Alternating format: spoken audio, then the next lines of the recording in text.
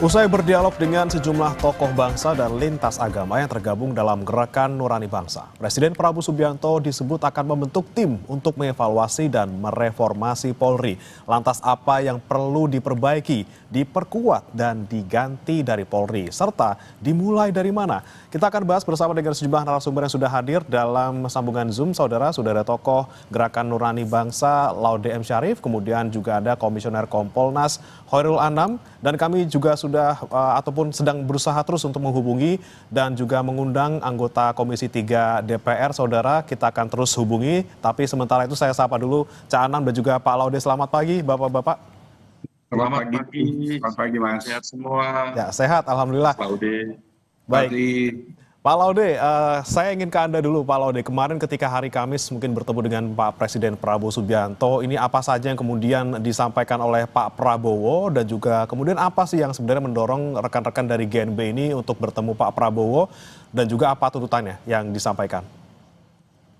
Ya, jadi sebenarnya Gerakan Nurani Bangsa itu kan orang-orang tua ya. Saya dengan Mbak Alisa itu hanya berusaha memfasilitasi dan sedikit kadang memberikan konteks.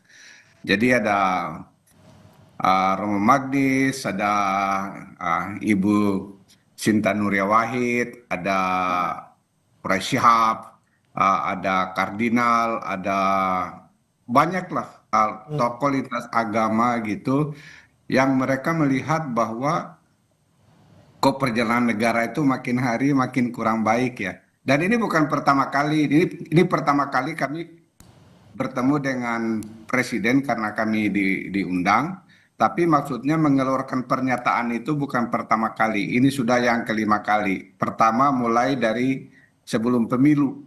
Jadi mereka sering bertemu dan berkomunikasi, namanya juga orang tua ingin menyampaikan keluhan ketika melihat apa namanya ya, politik di Indonesia itu makin menjauh dari cita-cita, menurut mereka cita-cita pembukaan Undang-Undang Dasar 1945. Oleh karena itu kami ketika terjadi kerusuhan itu mereka juga terpanggil untuk mengeluarkan pernyataan yang banyak itunya tapi bisa dibagi tiga. Itu dikemukakan juga oleh Pak Lukman Saifuddin sebagai yang apa namanya yang berbicara dengan presiden. Satu, reformasi sektor politik, kedua adalah reformasi sektor ekonomi, yang ketiga itu adalah reformasi sektor hukum, pertahanan, keamanan, dan HAM, termasuk dalamnya anti korupsi, seperti itu. Jadi itu tiga apa namanya tiga gelondongan besar sekaligus mengamplifikasi dari tuntutan masyarakat yang 17-8 itu. Karena kalau digolong-golongkan itu akan menjadi tiga bagian tadi, tiga bagian besar tuntutan masyarakat itu. Oke, Pak Laude, tapi kalau untuk khusus terkait dengan reformasi Polri, kemarin yang kami dengar juga dari Pak Prabowo sudah setuju gitu ya, dan akan membuat konsepnya. Apakah sudah dibicarakan juga konsepnya bersama dengan rekan-rekan dari GNB? Nah, ketika kita membicarakan tentang reformasi pertahanan keamanan dan khususnya Polri itu, tiba-tiba beliau bilang, wah, bapak-bapak ini seperti membaca pikiran saya. Beliau mengatakan bahwa memang akan ada reformasi kepolisian dan kepresnya sudah disiapin menurut beliau. Siapa orangnya, apa pekerjaan dari tim reformasi itu kami tidak mengetahui sama sekali. Tetapi beliau mengatakan bahwa akan segera. Oke. Seperti Tapi ada dorongan dari GNB, misalnya harus siapa isinya, kemudian apa saja yang akan menjadi poin reformasinya. Apakah GNB juga sudah memberikan masukan seperti itu? pada pertemuan kemarin itu belum ada, tetapi kan GNB akhirnya kan bertemu untuk sama-sama seperti itu, dan mana-mana sih tim reformasi polisi. Dan kebetulan misalnya saya bantuin polisi itu sudah lama banget, mulai dari awal-awal. Jadi kalau lihat termasuk penyusunan apa namanya indeks tata kelola kepolisian itu digagas oleh bersama dengan kemitraan kantor saya yang lama. Tetapi jauh sebelum itu. Jadi misalnya penerimaan Bintara yang bersih, polisi masyarakat, Hmm. termasuk penyusunan peraturan Kapolri tentang penggunaan uh, apa namanya kekerasan yang Hmm. waktu itu yang kemudian ketika Kanjuruhan menjadi direvisi itu semuanya dari dulu dan terus terang menurut kami 10 tahun terakhir itu pembenahan reformasi internal Polri Hmm. itu mandek. Bahkan indeks tata kelola kepolisian itu tidak dilanjutkan oleh Pak Kapolri yang sekarang. Nanti mungkin Pak Anan bisa menjelaskan. Oke. Tetapi yang saya selalu ingat-ingat dan saya selalu dan ini adalah blueprint reformasi Polri itu sudah ada. Hmm. Sudah hampir 20 tahun. Jadi salah satunya itu dari segi struktural, Mabes kecil, Polda sedang, Polres besar, Polsek kuat. Sekarang itu terjadi kebalikan. Sekarang itu sudah hampir menjadi piramida terbalik. Mabes menjadi sangat besar, bahkan diperkuat kewenangan yang jauh lebih banyak, bahkan merambah sampai perwira-perwira tinggi Polri itu merambah sampai jabatan-jabatan yang ada di luar polisi. Oke. Yang akhirnya juga sering diributkan dan terus terang terakhir ini yang dirasakan oleh tim Rodi Bangsa itu bahwa ketika polisi kelihatannya lagi tidak menjadi yang netral dalam Hmm.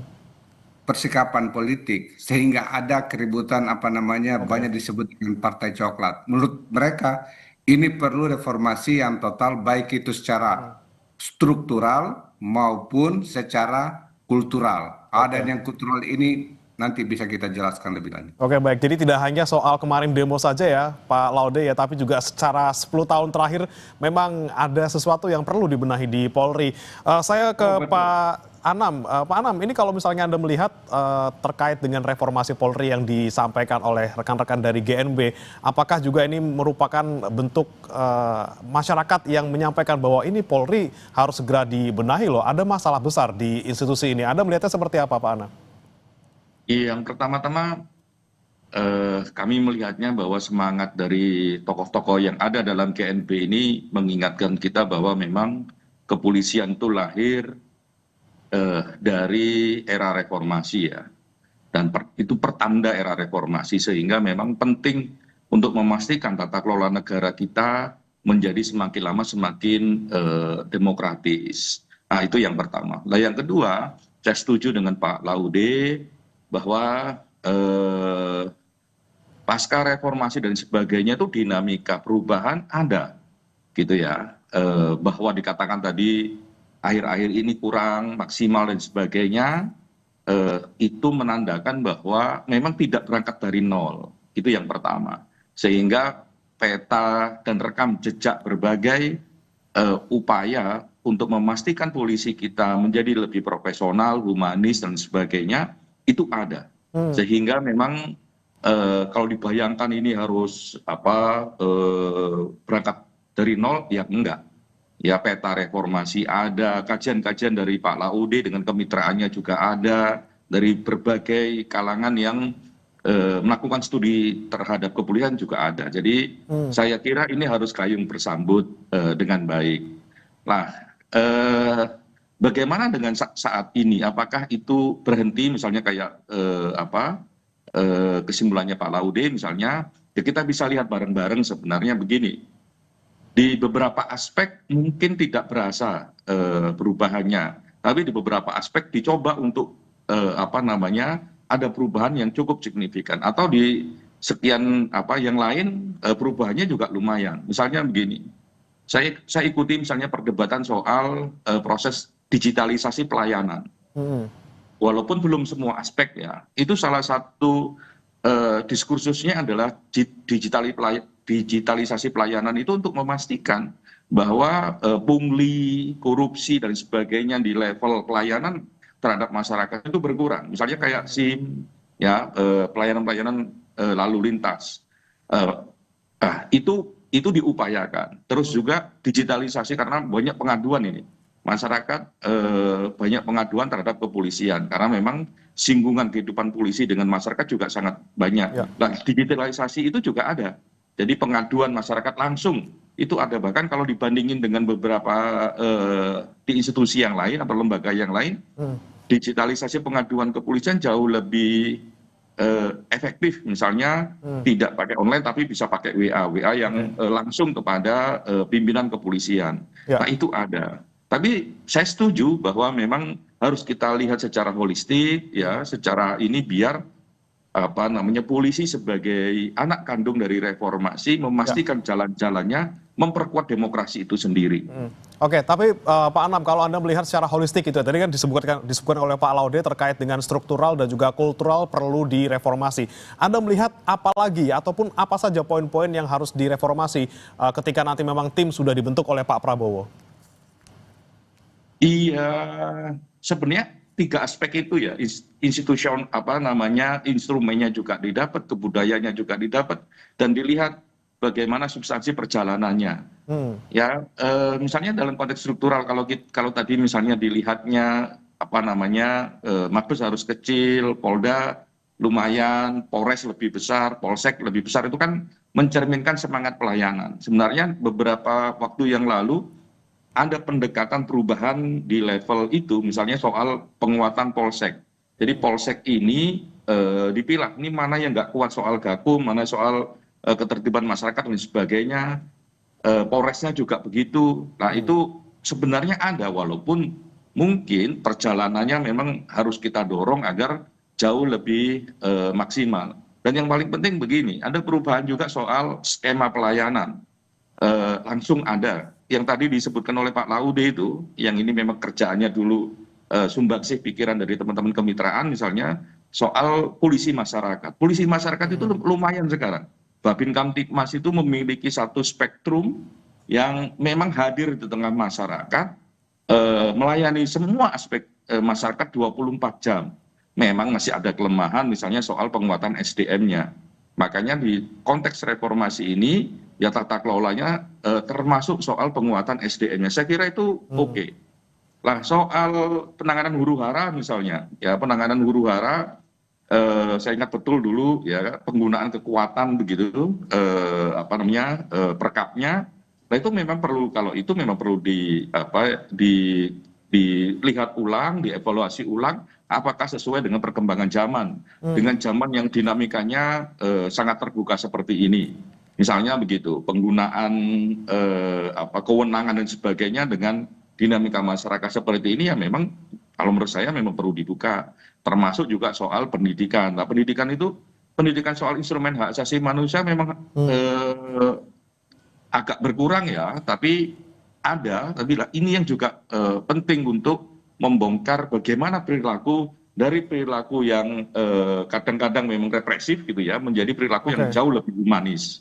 Oke, nah ini ngomongin soal perilaku nih, Pak Anam, saya nanti ke Anda, tapi saya ke Pak Laude dulu. Anda melihat ketika kemarin peristiwa demo yang rusuh di akhir Agustus gitu ya, banyak sekali kemudian kasus-kasus yang tidak kita inginkan gitu, meninggalnya Afan Kurniawan, kemudian ada juga penangkapan sejumlah aktivis yang tidak sesuai prosedur gitu ya, ada juga yang belum apa-apa sudah dipukul atau sudah apa. Nah, Anda melihatnya Pak Laude, perlu dari mana nih kita mulai? Apakah kita perlu dari pengawasan yang paling kecil misalnya dari setiap personil, atau dari awal nih, dari pendidikan ataupun dari perekrutannya? Ya, pertama-tama itu sebenarnya harusnya mulai dari awal rekrutmen sampai dengan evaluasi setiap saat itu perlu sebenarnya. Tetapi itu kan jadi saya ingin agar reformasi polisi ini jangan dilihat menjadi kasuistis. Nomor satu, misalnya kejadian yang berapa tahun terakhir ini, mulai dari Sambo, terus Kanjuruhan, yang masih waktu itu saya kebetulan jadi tim pencari faktanya gitu, Pak Anam juga ikut terlibat karena beliau Kompolnas seperti itu. Banyak sekali terus terang, menurut saya itu ada impunitas ya. Selalu kalau misalnya yang terlibat pihak kepolisian itu, anggap saja yang sekarang yang belum lama ya, ketika misalnya mau dipecat, ketika menerima pada waktu konser, sekarang itu ternyata masih bertugas di kepolisian. hal-hal seperti ini nih, ini bukan soal satu dua kasus ya. Ya misalnya kerusuhan itu hanya satu dua kasus yang kemarin, tetapi ini sesuatu yang lebih besar. Nah, yang lebih besar itu juga diakibatkan oleh kewenangan yang sangat-sangat besar dibanding polisi dulu. Hmm, Misalnya ya, kita sudah punya BNN, seperti itu. Tapi polisi biasa masih punya kewenangan juga untuk narkotika. hmm, Kita sudah punya badan terorisme, yang polisi petinggi polisi juga ya di situ. Tapi polisi lain masih bisa nanganin juga. oke, Nomor tiga, kita sudah punya yang untuk korupsi. Tapi polisi masih juga. hmm, Bahkan dia bikin korps yang baru. Jadi itu selalu perluasan kewenangan. ya, Dan ini bertentangan dengan blueprint polisi sendiri seperti itu. oke, Dan ini menurut saya ini pihak Kompolnas juga perlu mengevaluasi ini karena apa? Kan itu sudah rumus di seluruh dunia diterima. Power tends to corrupt seperti itu. ya, Jadi kalau makin luas oke, kewenangannya, itu makin akan hmm, kemungkinan. Nomor berikutnya, rentang kendalinya itu agak sulit ya, diakibatkan oleh jumlah polisinya tahu berapa? Itu 400.000 lebih. hmm, Itu jauh lebih besar dari gabungan semua angkatan di tentara. Lebih besar seperti itu. oke, Jadi yang seperti ini tuh harus betul-betul bukan hanya soal oke, ya, kesadaran individual seperti itu. Itu bukan. Ini ada yang ya, lebih apa namanya ini ya, yang lebih fundamental ya, yang harus dipikirkan oleh bangsa ini untuk perbaikan oke. polisi. Oke, oke. Di sana saya tangkap terkait dengan kemudian bagaimana rekrutmen dari awal, kemudian bagaimana juga perluasan kewenangan dari polisi. Nanti kan saya katakan ke Cak Anam, termasuk ada isu terkait apakah ini bergabung atau apa ya, ada hubungannya dengan pergantian Kapolri dan siapa sekiranya perlu memimpin tim reformasi Polri ini. Kita akan bahas, saudara, usai jeda berikut, tetap bersama kami di Sapa Indonesia Pagi.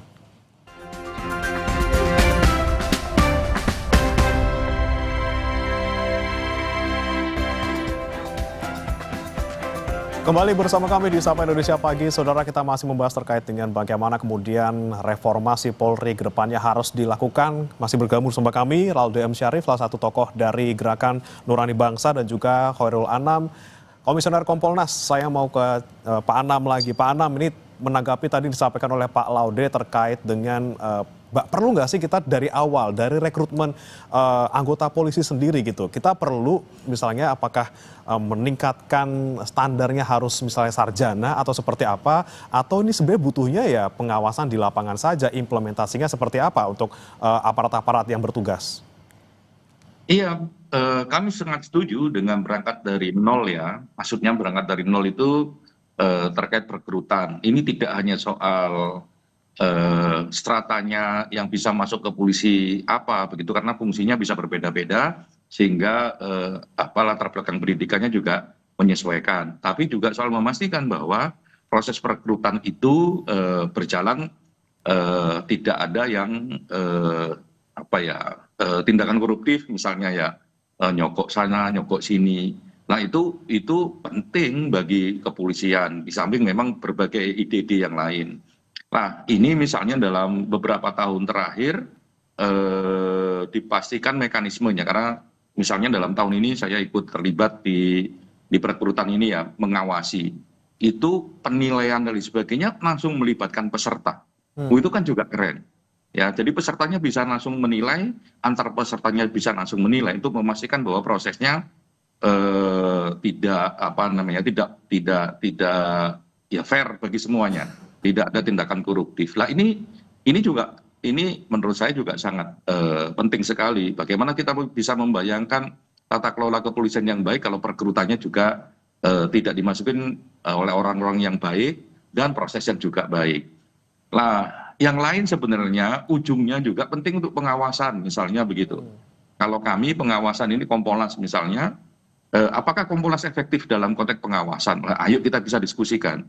Nah, karena penting juga pengawasan, baik eksternal maupun internal. Kalau tata kelolanya didesain sedemikian rupa, tapi kalau pengawasannya juga tidak diperkuat, menurut saya agak susah juga memastikan bahwa tata kelolanya akan bekerja atau berjalan sesuai dengan cita-cita kita semua. Nah, lepas dari itu, gedenya begini. Sebenarnya kita mau meletakkan paradigma perubahan kepolisian itu kayak apa? Dan ini kan bisa dicerminkan di kehidupan kita sehari-hari dalam konteks kepolisian. Nah, kita sedang mendorong misalnya ya paradigmanya adalah bagaimana pelayanan itu semakin lama semakin kuat. Jadi paradigmanya bukan dikit-dikit orang dianggap berprestasi gara-gara nangkepin penjahat misalnya begitu. Bukan begitu. Kalau paradigmanya kayak begitu memang agak manfaat kepolisian enggak bisa merata dalam tata kelola masyarakat. Ya. Tapi paradigmanya adalah bagaimana misalnya seorang polisi dianggap berprestasi kalau ya dia bisa memastikan kejahatan itu berkurang atau kejahatan itu minim. Nah, paradigma kayak begini jadi sangat penting, berubah pola paradigma. Nah, pola paradigma ini nanti akan menentukan bagaimana dunia pendidikan yang didesain di internal kepolisian dan sebagainya. Dunia karir juga penting. Nah, paradigma ini yang menurut saya juga penting untuk menjadi batu pijak. Nah, rekam jejaknya lumayan ada loh soal paradigma ini, mendorong bahwa ketertiban masyarakat, keamanan masyarakat, kenyamanan kehidupan masyarakat menjadi indikator prestasi yang besar. Dan itu menjadi indikator organisasi kepolisian dari level sampai level Polda dianggap baik ataukah buruk. Nah, itu juga penting. Paradigma kita harus ubah gitu ya, dan juga tadi dari hulunya kita rekrut yang dengan cara yang baik, kita rekrut orang-orang yang baik juga, di hilirnya juga pengawasan jangan sampai kendor gitu. Ini artinya kan secara holistik kita harus kemudian bagaimana bisa mengubah reformasi Polri secara total. Saya mau ke Pak Laude, kalau kita mau reformasi secara total, kalau kita bicara soal reformasi, apakah juga perlu pucuk pimpinannya diganti misalnya Kapolri? Ya, jadi karena saya di sini diundang sebagai Gerakan Nurani Bangsa ya, kami pada waktu itu tidak membicarakan tentang pucuk pimpinan Kapolri untuk ada pergantian atau tidak. Jadi saya tidak mau di situ, tapi saya ingin menyambung beberapa hal yang disampaikan oleh Pak Anam. Suka dengan tidak suka bahwa sebenarnya yang pertama itu sekitar setelah reformasi, ada Mabes Polri waktu itu mengeluarkan tata cara penerimaan bintara awalnya yang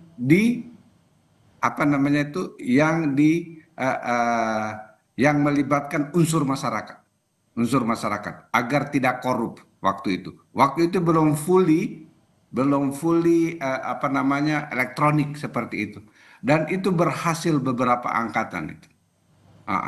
Jadi maksudnya ada niatan di polisi waktu itu. Terus saya pokoknya karena di kantor masih banyak sekali catatannya ya, sebagian seperti itu. Dan itu sesuatu yang bisa diapresiasi. Setelah itu mereka tingkatkan pada, dan Kompolnas waktu itu terlibat ya. Saya masih ingat itu masih Pak Pandu Kompolnas. Yang kedua, yang pada waktu itu ditingkatkan menjadi termasuk penerimaan Akpol. Terus terang, ya 5 tahun terakhir ini kok makin ada suara-suara yang berbeda dengan yang dulu itu ya. Tetapi terus terang yang paling banyak saya mendapatkan keluhan ketika kami melakukan asesmen tentang indeks tata kelola kepolisian itu adalah karir path dari orang-orang yang mau pergi sekolah untuk peningkatan ini. Dan saya yakin laporannya di Kompolnas juga banyak. Ini yang paling betul-betul kalau misalnya mau naik, mau pergi supaya jadi dari bintara ingin menjadi perwira, dari perwira untuk perwira menengah, perwira tinggi. Wah, itu tidak gratis. Dan ini internal seperti itu. Kalau dalam internal ini masih sering terjadi seperti ini, itu terus terang itu sesuatu yang harus segera diperbaiki.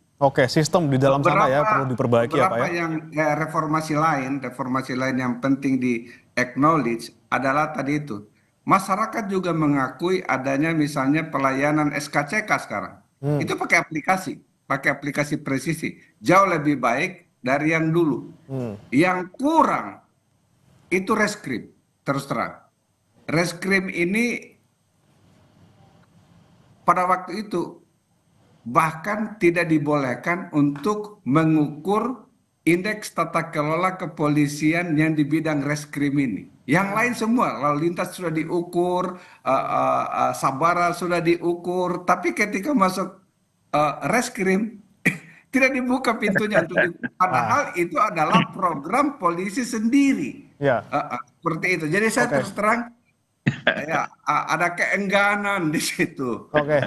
Kalau Pak Anam gimana menanggapinya Pak? Perlu nggak sih kita ganti Kapolri? Apakah kita cuma perlu lihat aja nih sistem-sistem yang perlu diperbaiki? Misalnya tadi reskrim tidak dibuka gitu, soal indeks penilaiannya seperti apa Pak Anam? Enggak, karena ini kan ngomong institusi besar ya, dan ini untuk kebutuhan kita jangka panjang. Sehingga memang agenda-agenda ini adalah agenda-agenda yang sifatnya penting bagi institusi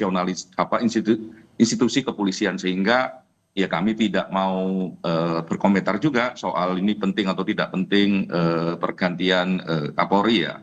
Tapi yang paling penting adalah peta jalan untuk bagaimana memperkuat polisi kita menjadi polisi yang lebih humanis, lebih profesional, jauh dari perilaku-perilaku yang buruk dan sebagainya.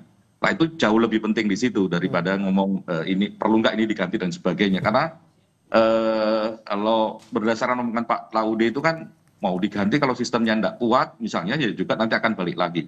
Makanya kita pastikan itu. Nah tadi yang menarik dari Pak Laude itu begini, bahwa sekali lagi ini bisa berangkat tidak dari nol. Mana yang baik kita perkuat, mana yang kurang ya kita perkuat, mana yang buruk ya kita evaluasi, kita perbaiki gitu. Misalnya soal reskrim tadi, reskrim memang catatannya banyak ya, punya persoalan. Tapi memang adakah perubahan di sana? Lumayan ada perubahan, misalnya soal bagaimana kontrol masyarakat langsung yang punya kepentingan terhadap reskrim. Salah satunya adalah gelar perkara khusus. Walaupun gelar perkara khusus ini ya macam-macam lah dinamikanya. Tapi sebagai satu sistem dia ada. Terus ada target dari pengawas internal ya, terutama dari teman-teman Irwasum, SP2HP. SP2HP itu kalau orang ngandu, kapan ini prosesnya berjalan, perkembangannya berjalan ataukah berhenti dan sebagainya itu harus dilaporkan. Sistem itu ada, walaupun prakteknya ya kurangnya masih banyak gitu, tidak semua terus bisa dilayanin SP2HP-nya karena di Kompolnas ini juga banyak pengaduan soal belum mendapatkan SP2HP. Nah, saya setuju itu salah satu yang memang bisa dievaluasi ya untuk memperkuat polisi kita semakin lama semakin baik. Gitu. Baik. Terakhir Pak Anam, nanti sebelum saya ke Pak Laude lagi, kira-kira berapa lama targetnya harus Polri bisa direformasi, kemudian siapa saja yang di dalamnya bisa terlibat, mungkin termasuk Kompolnas juga? Kalau berapa lama susah dijawab ya, kan tergantung apa yang menjadi rekomendasi dari tim tersebut. Ya, tapi saya kira menyiapkan substansinya bisa jauh lebih cepat karena memang bahan-bahannya juga ada. Terutama tadi yang misalnya berangkat dari Pak Laude punya peta jalan yang banyak karena studi soal kepolisian juga banyak. Sehingga mana yang harus menjadi prioritas, mana yang menjadi jangka panjang dan sebagainya saya kira sudah ada. Jadi kita tidak berangkat dari nol. Saya hormat terhadap tokoh-tokoh Gerakan Nurani Bangsa karena memang mengingatkan kita semua bahwa polisi adalah anak kandung reformasi dan harus kita jaga bersama-sama. Ya, dan saya kira ada yang baik, ayo kita perkuat, kita perbarui, ada yang kurang ya kita evaluasi, kalau perlu kita ganti sistemnya dan sebagainya. Ada yang memang stuck karena berbagai hal ya ayo kita dorong supaya itu menjadi sesuatu yang baik. Dari ujung sampai ujung yang lain, dari mulai perekrutan sampai juga pengawasannya. Oke, baik. Saya ke Pak Laude terakhir. Pak Laude, deadline-nya kalau dari GNB punya deadline nggak kapan kira-kira harus direformasi dan efeknya bakal kerasa berapa lama? Dan tadi lagi-lagi apa yang kemudian menjadi prioritas yang harus segera diperbaiki dari GNB sendiri? Ya dari GNB sebagai apa namanya, kan beliau-beliau itu sudah cukup tua, jadi mereka tidak memberikan batas waktu. Tetapi bahwa perlu dilakukan itu perlu. Dan sebenarnya Kompolnas kan itu bertanggung jawab kepada Presiden. Dan salah satunya itu tugasnya adalah menentukan arah bijak. Betul. Arah bijak. Jadi sebenarnya saya yakin di Kompolnas itu catatannya sudah banyak juga itu untuk itu. Saya kurang tahu apakah Pak Presiden telah berkonsultasi dengan Pak Anam dan teman-teman di Kompolnas atau tidak. Terus terang juga kami kaget. Barusan kita masukkan suratnya kan hanya 3 lembar ya kami masukkan ke beliau. Ketika beliau baca, wah ini saya sudah siapin. Seperti itu. Tapi terus terang nama tidak ada, siapa saja yang akan menempati posisi itu, tim itu belum ada namanya. Dan waktunya kapan? Waktunya ini pasti akan tidak pernah itu satu perubahan institusi itu akan dirasakan dalam waktu singkat. Ya, oke. Itu akan berproses dan tapi oleh karena itu kita berharap kalau tim reformasinya banyak, pekerjaannya itu sudah banyak yang jelas kalau betul Ya. diisi oleh orang-orang yang paham. Seperti itu. Oke, pekerjaannya banyak.